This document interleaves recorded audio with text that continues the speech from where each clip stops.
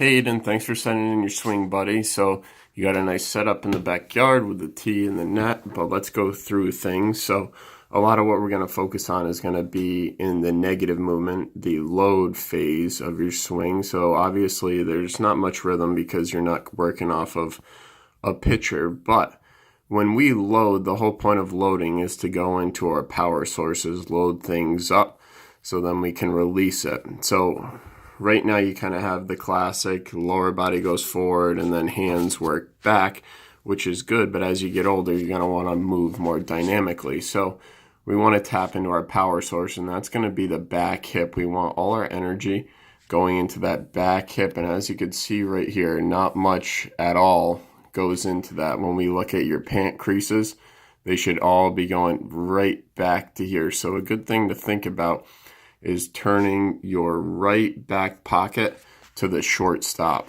So you're going to be loading into that back hip, because right now your lower half is very, very quiet while that upper half is pushing forward. We want to work sequentially from the ground up. So that's going to mean your legs, your hips, your shoulders, and then your hands in the barrel.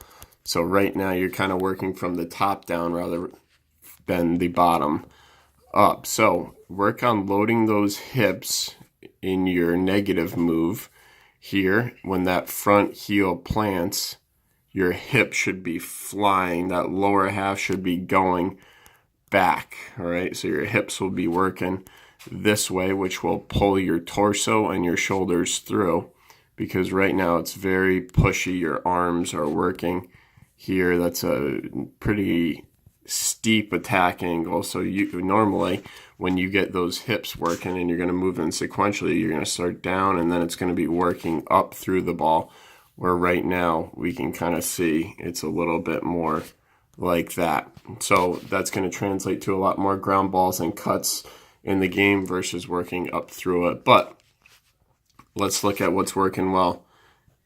Really nice posture over your back knee at contact, belt line a little bit down, and that's going to go to here when you clean up moving in sequence.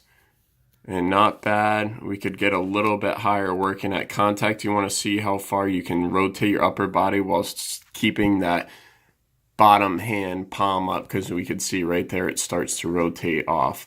So making sure you're moving with the lower half first is going to be crucial for you, and that's going to clean up a lot of problems. But it looks like you have a swing sensor on the bottom of the bat, and I'd love to see what the numbers are as well. But moving in sequence is going to be big for you, and just making sure you're using your big engines, your hips, your torso, and your shoulders before pushing with your hands is really going to clean up a lot. So let me know if you have any questions, bud.